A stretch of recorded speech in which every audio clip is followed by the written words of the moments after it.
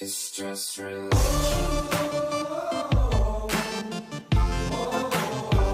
It's just religion.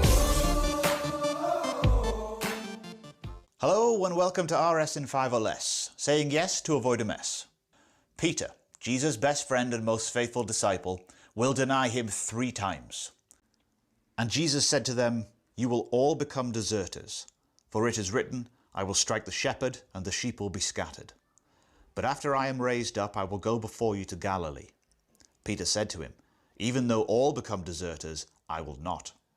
Jesus said to him, "Truly I tell you, this day, this very night, before the cock crows twice, you will deny me 3 times.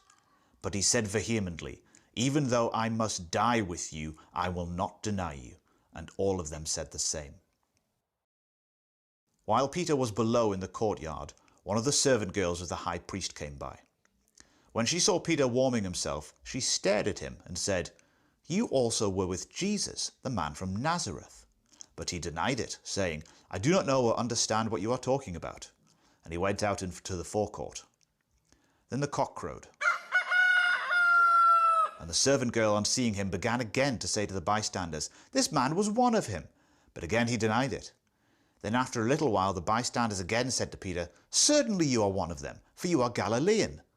But he began to curse and swore an oath, "I do not know this man you are talking about." At that moment the cock crowed for a second time. Then Peter remembered had said to him, "Before the cock crows twice you will deny me 3 times." And he broke down and wept. The first part of this takes place at the Last Supper.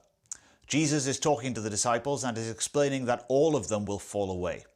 Peter, in his usual hot-headedness, says, "Never, I will never fall away." We can only imagine how Peter would have felt about this. Time and time again, Jesus had predicted things which came to pass. He is arrested, he has his trials, and it is at one of these trials that Peter finds himself in the courtyard. Peter panics. Why does Peter panic? Peter picked a particularly poor point to do this. Jesus is hours from death, and it must have flashed across Peter's mind that he was being put to the test. Peter is a great example to have in the Gospel of Mark, because he frequently gets it wrong and yet remains faithful. Don't forget that Mark is thought to have gotten the majority of his material from Peter. Why does Peter deny Jesus? It says elsewhere in Mark 14 that they all deserted him and fled. Why does Peter alone follow him to the courtyard? Maybe he's curious to see what happens to Jesus. Maybe he's ashamed for having run away. Why, when given the opportunity, did Peter deny ever knowing Jesus? "I do not know this man that you are talking about." He is acting out of fear. The fact that it was Peter and not James or John or Jude or Levi who denied Jesus can serve as both a warning and an encouragement for Christians today. Peter would go on to lead the church in Jerusalem and is recognized in the Roman Catholic tradition as being the first pope. He recovered from this terrible error he made on the night of Jesus' crucifixion. This points to discipleship being a journey. Peter got it wrong, and yet Peter was redeemed with his position in the early church.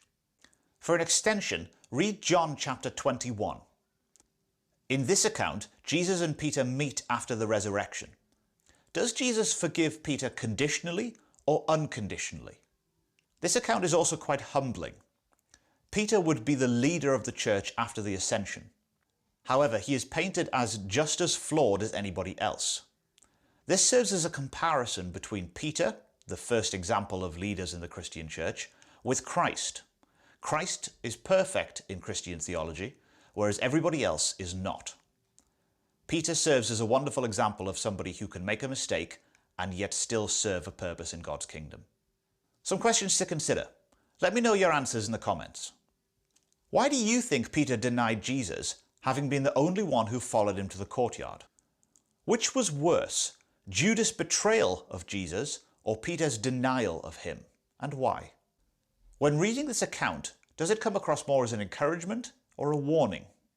And when we're talking about denying Christ, what does that look like for believers today?